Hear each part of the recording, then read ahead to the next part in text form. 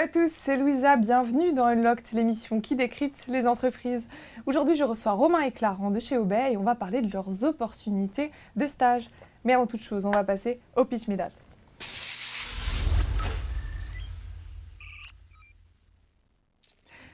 Romain Clarent, bonjour. Bonjour. Ça va?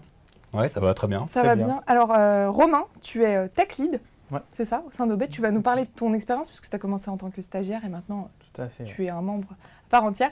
Et tu es venu aujourd'hui avec Clarent, ouais. Responsable d'agence. Oui, tout à fait. Clarent, c'est toi qui commences. Tu peux nous dire ce qu'est Obey? Alors, Obey est une société, une ESN en fait française, qui a été créée en 1998. On a fêté nos 20 ans l'année dernière. On est aujourd'hui 6200 en Europe en fait, et 2500 en France, où on est un groupe européen, présent en France, en Espagne, au Portugal, en Italie, en Belgique, Luxembourg et Royaume-Uni, j'oublie pas. En fait, on accompagne la transformation, la digitalisation des systèmes d'information de nos clients dans différents secteurs d'activité. On travaille en banque, assurance principalement, mais aussi télécom, médias, divertissement. On travaille, ouais, exactement. On travaille par exemple avec la Française des Jeux. Du coup, nos activités principales, c'est nos terrains d'excellence, c'est tout ce qui va être conseil en système d'information, conseil agile, tout ce qui va être tourné autour de la data, du développement front et back-end principalement. Tu peux juste nous préciser ce que ESN signifie? Bien sûr, c'est entreprise de services numériques. Et ce que vous me disiez plus tôt, c'est qu'aujourd'hui, vous êtes à la recherche de profils adéquats pour répondre et participer à l'ouverture de vos nouvelles practices, donc IT, intelligence artificielle, mais encore la data ou le cloud. Alors, on va voir les profils que vous recherchez, mais surtout ce que vous proposez aux jeunes qui intègrent Obey.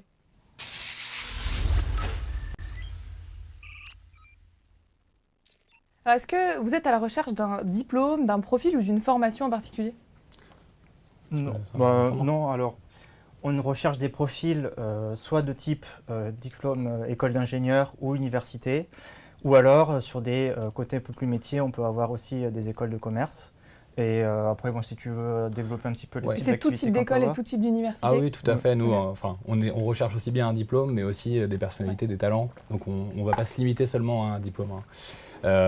Par exemple, on peut citer quelques types de profils qu'on va rechercher. Aujourd'hui, il y a des nouveaux métiers, data analyst, data engineer, data manager, par exemple, sur la partie data. Partie front, on peut avoir UX, UI designer aussi. Ça, c'est les postes qui sont ouverts en tant que stagiaire aujourd'hui? Oui, tout à fait. En fait, on essaye de balayer ensemble des projets IT et on a des offres de stage assez pourvues. On a une centaine de postes de stage ouverts chaque année en continu. Avec une cinquantaine de sujets à peu près, donc qui sont assez variés. On a de l'innovation, du développement, de la sécu, du réseau. Voilà. Tu travailles un peu avec des stagiaires où tu vois un peu ce que font les stagiaires pour nous donner des exemples de missions? Alors moi j'ai été stagiaire en 2015, donc je me souviens qu'à l'époque, donc je peux vous décrire vite fait, mon stage à moi, c'était de soulager un petit peu le travail de Clarent qui était là, c'était de faire des matchings entre des CV, des appels d'offres automatiquement. Donc il fallait faire de l'analyse de texte, donc à travers divers biais comme du machine learning par exemple. Et puis j'avais des amis qui travaillaient là aussi, qui avaient du traitement d'images, voilà, il y avait pas mal de sujets. Deux, trois autres exemples sur des métiers comme ça qui sont ouverts aujourd'hui? Oui, par exemple, on fait des choses sur tout ce qui est reconnaissance visuelle, gestuelle. On a parlé d'intelligence artificielle. Aussi, ouais. Il y a des sujets avec HoloLens, par exemple, qui sont en cours de dev. Voilà. Okay. Est-ce qu'il y a des impératifs pour être stagiaire chez Obey? Pour intégrer ces postes? Aimer le baby-foot, je crois, un peu. Ça, c'est quand même quelque chose d'important. Hein. Il y a des choses à maîtriser. L'anglais, vous le demandez, j'imagine? Pas forcément. Non, pas nécessairement. Donc, il n'y a pas d'autres impératifs?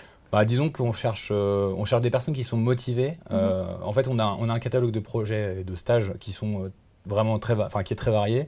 Et ce qu'on veut, c'est que les personnes soient vraiment intéressées sur les sujets. Ouais. Voilà. À partir du moment où elles sont motivées, ça va se ressentir en entretien et donc du coup, forcément, on va avoir envie de les prendre avec nous. Et donc ce stage débouche sur un CDI? Les stages que vous proposez aujourd'hui, c'est pour des CDI? Oui, bien sûr. Ouais. Oui. À 95%, il y a une proposition d'embauche qui est faite. Donc, oui, c'est ça, même un peu plus que ça. 95%, c'est vraiment le minimum. Ouais. Donc pour les bac plus 4 et bac plus 5? Vous êtes sur ces deux créneaux-là? Oui, alors on fait effectivement, on a des stages pour les Bac plus 4. Après, principalement, les recrutements sont pour les personnes Bac plus 5. Ouais. Et sur quel axe d'amélioration est-ce que vous travaillez en ce moment? Alors, je peux citer notamment ce qu'on est en train de faire du côté de la cellule expertise, donc, que j'ai intégrée il y a à peu près 1 an maintenant, qui a pour but de faire du support sur les équipes internes. Donc, on est en train de mettre en place des formations. Donc ça fait depuis à peu près 1 an qu'on met en place des formations en interne. On a internalisé les formations. Donc moi personnellement, par exemple, je peux faire des formations en Java, notamment auprès des stagiaires, comme j'ai pu le faire il y a quelques mois.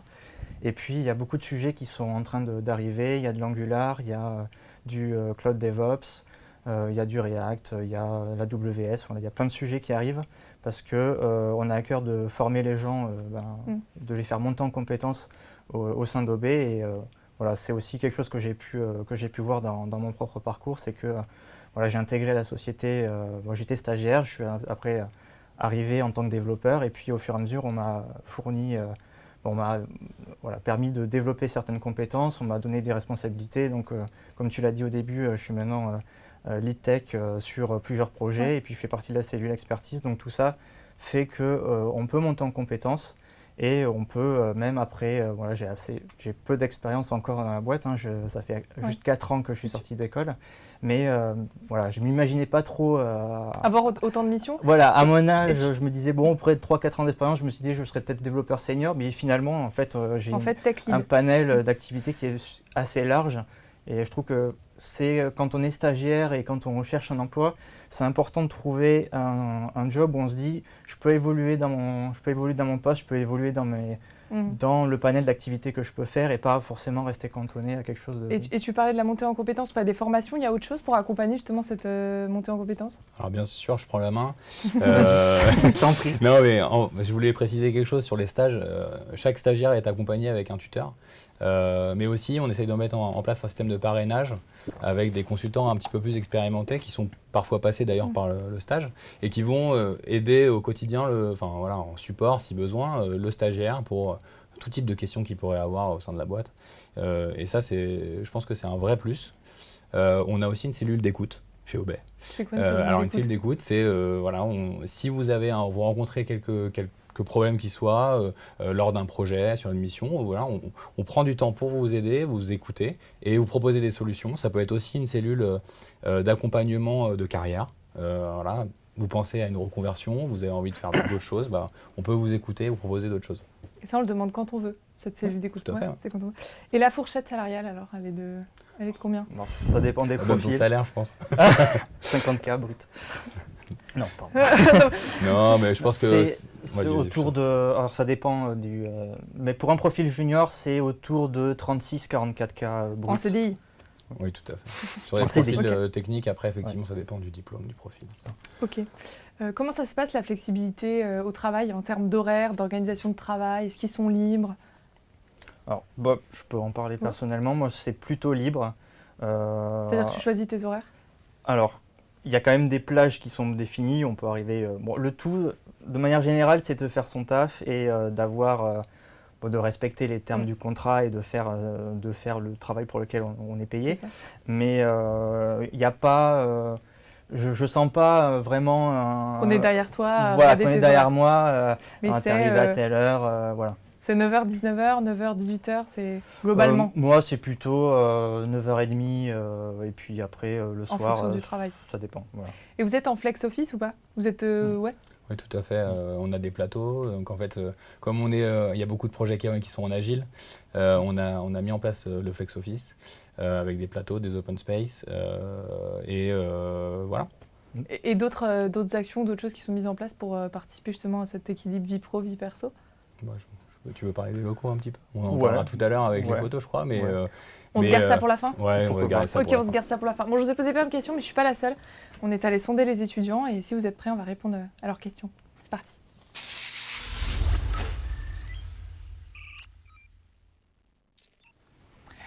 Alors, je vous l'ai dit, on est allé à leur rencontre et voilà les questions qui vous ont préparées. Que disent les anciens stagiaires de votre entreprise? Alors, On a l'exemple parfait de toi ici. Mais est-ce que vous avez d'autres exemples de stagiaires, de choses qui remontent Alors moi j'ai encore des collègues qui sont également anciens stagiaires, qui sont encore dans la boîte et qui s'y plaisent totalement. Et puis il y a d'autres stagiaires. Et ce qu'ils disent majoritairement concernant leur stage, c'est quoi? Alors majoritairement c'est que le stage est très bien et que je pense que si tu reprends alors je voulais dire une chose sur la partie Happy Trainees. Voilà, exactement. On est depuis quelques années Happy Trainees, je crois qu'on est bien parti. Tu peux préciser ce que c'est Alors Happy Trainees, en gros, c'est un classement qui référence les meilleures sociétés qui accueillent les stagiaires. Donc, je pense qu'ils s'y plaisent bien. Enfin, moi, en tout cas, ceux que je croise au baby-foot s'y plaisent bien aussi. Oui. Et je pense qu'on a de beaux projets. C'est vraiment notre plus-value, je pense, chez Obey. Ouais, le label concerne l'accueil, l'intégration, l'accompagnement, etc. Et je crois qu'on est en taux de 96% en satisfaction, je crois, sur Happy Trainees. Ok. Pour la deuxième question. Est-ce que je serais vraiment immergée dans le sens où c'est vraiment un job, mais pas, un job, comme si je travaillais réellement ou vraiment juste stagiaire et vous considérez que c'est vraiment que pour 2 mois, 3 mois, etc. L'intégration de l'équipe, comment ils sont accueillis. Tu veux vraiment Alors si j'ai bien compris la question, c'est est-ce que c'est vraiment... Est-ce que tu es un stagiaire ou est-ce que tu es un membre d'équipe en fait, si je dois... D'accord, alors plutôt pour au niveau du stage en lui-même ou Au niveau du stage, quand tu es entré en tant que stagiaire, tu t'es senti vraiment en immersion au sein de l'équipe ou vraiment tu t'es senti de côté? Est-ce que tu as une vraie mission? Alors personnellement, je suis arrivé sur une mission où j'étais au début tout seul. Mais après, l'équipe s'est renforcée et oui, c'est obligatoire. On ne peut pas travailler stagiaire dans son coin si on a des projets qui sont quand même innovants et si on ne met pas à profit certains soft skills déjà dès le départ avec un peu de communication et puis travailler en équipe, se partager certaines tâches, etc. Donc les choses qu'on peut retrouver après dans des vrais projets, ça ne peut pas fonctionner si on est chacun dans notre coin. Oui. Et toi, Clarence, ça te va de confier des missions à des jeunes arrivants? En fait, oui, moi mon travail consiste après avoir, on va dire, fait leur stage, ceux qui rentrent en CDI, moi, mon job, c'est de leur trouver des belles missions chez nos clients finaux. Je préciserai quand même qu'il y a une centaine de stagiaires, donc pour l'intégration, on va dire que c'est quand même assez simple. En plus de ça, on a parlé déjà des projets agiles, mais c'est vrai que du coup, c'est du travail en équipe. Donc c'est quand même plus facile. Alors tu étais sur un sujet peut-être tout seul au début. Non, mais ça a duré, ça a duré un mois, c'est pas grave. Grosso modo, l'accueil pour la blague. est très bien, l'intégration est bonne. On continue. Est-ce que la proportion d'hommes et de femmes est la même? Et est-ce que pour un même job, le salaire va être très différent pour des hommes et des femmes? Je vois que tu hoches la tête, Clarence. Oui, c'est une question, on va dire, d'actualité. Chez nous, on a 30% de femmes, malgré nos activités qui sont quand même, si on prend les écoles d'ingénieurs, c'est pas du tout pour faire offense aux femmes, mais il y a quand même pas beaucoup de femmes dans les écoles d'ingénieurs. Par rapport aux 2% qu'il y avait de mon école, du coup, ça fait un bon... Donc, il y a un certain nombre, effectivement, de femmes, 30%. Aucune, vraiment, moi, pour recruter un certain nombre de consultants et consultantes, je fais aucune différence sur les salaires. C'est vraiment des talents qu'on recrute. Ok. On continue. Est-ce que j'aurai l'occasion, au cours de ce stage, de pouvoir me déplacer au sein de la France ou à l'international? Je vais y aller. Allez, vas-y. Donc effectivement, comme je disais tout à l'heure, on a une présence européenne. Donc au cours du stage, je vais être honnête, on a plutôt des stages à pourvoir en France. En tout cas, nous, là, aujourd'hui, on représente OB France. Tu peux préciser où en France pour Alors, majoritaire, en fait, on a 3 agences. On a une agence à Nantes, une agence à Paris qui est la plus grosse et une agence dans la région PACA. Okay. Et donc, du coup, la majorité sont des missions à pourvoir à Boulogne, pour la majorité. Ok. J'ai une deuxième question de savoir s'il y a des activités organisées pour l'intégration de vos stagiaires. Alors l'onboarding, l'intégration des stagiaires, ça se passe comment chez Obey? Tu peux nous en parler du coup? Alors, il y a des événements, alors je ne sais pas si ça répond bien à la question, mais en tout cas, il y a des réunions qui sont fréquentes avec un maître de stage qui...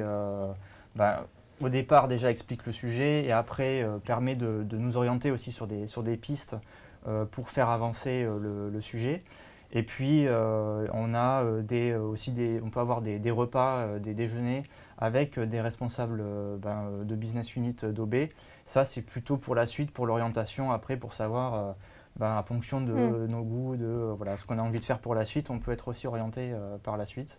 Ok. Vous rencontrez les différentes équipes, voilà. j'imagine, de la boîte, peut-être même, il y a même les boss. Voilà, il y a aussi des stagiaires, donc ça on l'a en ce moment, qui viennent une journée dans des projets qu'on fait avec des clients, voilà, des projets concrets qu'on a, et donc des stagiaires qui viennent nous découvrir ce qu'on fait aussi au sein d'une journée, et ils passent comme ça au sein des open space pour découvrir une dizaine de projets, et voilà, pour voir ce qu'on fait au quotidien, quoi. Okay. Ouais, je crois qu'effectivement, il y a même la direction générale qui vient déjeuner avec les stagiaires. Oui. Je crois que ça doit être un peu impressionnant. Bon, maintenant, ce qui nous intéresse, c'est vos conseils d'experts pour qu'ils puissent optimiser leur entretien, hein. Alors, on va tout de suite voir vos tips.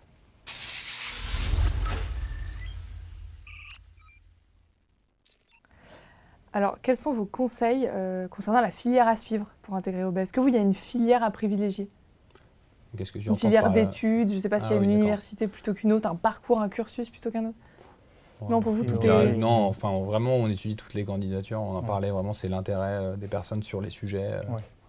Puis même si vous n'avez pas encore pris en compte, enfin, voilà, s'ils n'ont pas pris connaissance des stages, c'est pas grave. On pourrait aussi leur expliquer les différents stages. On cherche des gens qui sont motivés, qui ont certains domaines de compétences pour nos practices qui sont en train de se mettre en place. Et on ne va pas s'attarder sur telle ou telle école ou tel cursus particulier. Okay. Clara, est-ce que tu peux me donner 3 soft skills concernant ce qui fait un bon stagiaire? Un bon stagiaire, je pense que c'est quelqu'un qui s'adapte, parce que voilà, on cherche vraiment des personnalités, pouvoir s'intégrer une équipe, on en a parlé. On cherche quelqu'un de curieux aussi. Parce qu'on a besoin de personnes qui vont innover. Ça fait partie de notre slogan. Et on doit anticiper l'innovation, parce que tout le monde ne le connaît pas. Et on a besoin de personnes... Qu'est-ce que je peux rajouter comme... Peut-être l'organisation pour pouvoir l'anticiper. Ouais, allez, ça Et alors, on l'a vu, il n'y a pas de prérequis, il n'y a pas d'impératif pour devenir stagiaire. Mais est-ce qu'il y a au moins un hard skill à posséder, selon toi? Hard skill, c'est peut-être un peu brut, mais je dirais que dans tout ce qui est développement, en tout cas, il y a une certaine logique algorithmique à avoir, qu'on développe au fur et à mesure des études et qu'on continue à développer tout au long de sa carrière. Je dirais que c'est peut-être pour les profils techniques, effectivement. Pour les profils techniques, on va avoir besoin de compétences, effectivement. Et Clara, tu fais passer des entretiens? Oui, tout à fait. Qu'est-ce qui est... Toi aussi?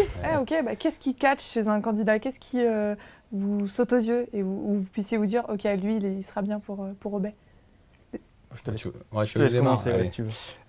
Quelqu'un, je me mets en situation. Est-ce qu'il y a une question type que tu aimes bien poser?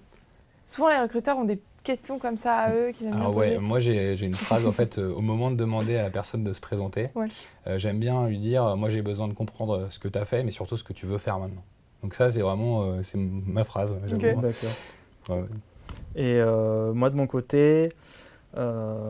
c'est plutôt si tu avais champ libre pour avoir à développer cette solution-là, pour résoudre ce problème-là, tu as carte blanche, tu fais quoi? C'est dur quand même comme question. Pas ça dépend du profil. Après. Et alors, quel est justement le ou les conseils que vous puissiez leur donner pour qu'ils puissent réussir leur entretien? Éviter le bullshit. Ouais, ça c'est une bonne chose. Préparer, c'est bateau, mais préparer l'entretien, déjà se renseigner un minimum sur la société. Tu poses des questions sur la société ou pas? Je pose pas de questions, en fait, je veux juste voir si la personne a au moins préparé. À partir du moment où elle me donne 2-3 éléments sur la société, derrière je complète les informations. Mais ça me paraît... Savoir aussi exprimer quels sont les acquis qu'on a pu obtenir au travers des précédentes missions et expériences. Et pas, quand on demande qu'est-ce que vous avez fait jusqu'à maintenant, c'est pas raconte-moi ta vie, c'est j'ai pu mettre en place ce genre de choses. Et à savoir être concis aussi et aller à l'essentiel, c'est aussi quelque chose qui est appréciable. Ça se prépare bien. Essayer de préparer des exemples en fait, de moments où on a été en difficulté, même dans les études, et on a trouvé une solution. Ça, c'est quelque chose, avoir 2-3 exemples et des questions aussi. Comment on vient habiller à un entretien chez OBE? Est-ce que c'est costard cravate? Est-ce que c'est jean basket chemise? Je dirais quand même une chemise, voilà, propre comme si on allait à un repas de famille où c'est une fête importante. Ouais. Vous m'avez dit aussi au téléphone que vous souhaitiez, ok, c'est noté, renforcer les pôles thématiques. C'est-à-dire que vos pôles thématiques, c'est ça qui va constituer les métiers de demain?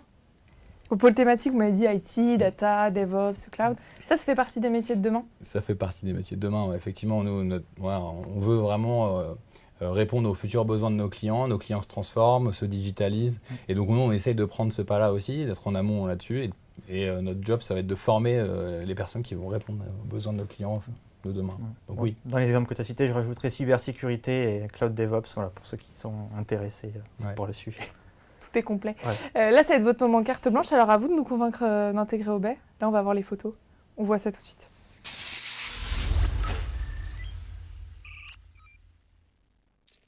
Alors, on va faire défiler les photos là, qu'on va voir de vos locaux. C'est comment les locaux chez Obey? Tu veux en parler? Tu veux en parler? Ouais. Vas-y. Ok. Alors les locaux, c'est une terrasse qui est plutôt conviviale au dernier étage, sur lequel on se réunit assez souvent. Il y a un baby-foot, il y a une terrasse, donc on peut aller à l'extérieur. Généralement, il y a les machines à café à côté, évidemment. Voilà, donc... Dans un terrain de pétanque... Machine à café illimitée, voilà. La machine à café? Il faut mettre un petit... Ça dépend, si les personnes viennent me voir, ça peut être limité. Bon bah voilà, vous savez quoi faire. Non, mais après, ouais, on a même une autre terrasse aussi en bas, garden. Et on a tout refait, les locaux sont tout neufs, on a refait ça l'année dernière. Il y a de la place pour manger aussi. Il y a une grande cafétéria. Ce qu'il faut pour réchauffer les plats. Vous êtes divisé dans les étages ou vraiment vous êtes mélangé entre différents pôles? C'est plutôt divisé. C'est divisé parce que, alors effectivement, mais au niveau des stagiaires, ils sont quand même regroupés. Oui. Ça, c'est le cas. Après, moi, je suis quand même commercial et responsable d'agence. Du coup, je passe beaucoup de téléphones. Je pense que les développeurs sont contents de ne pas m'avoir à côté toute la journée. Voilà. Puis c'est aussi divisé par client parce qu'il y a des soucis de confidentialité, sécurité sur certains locaux, donc on ne peut pas mélanger non plus. Alors Romain, en un mot, pourquoi rejoindre Obey? Alors, en un seul mot? En un mot, phrase, c'est un peu plus long. D'accord. Alors, parce qu'on peut progresser assez rapidement, parce qu'on nous fait confiance pour nous donner des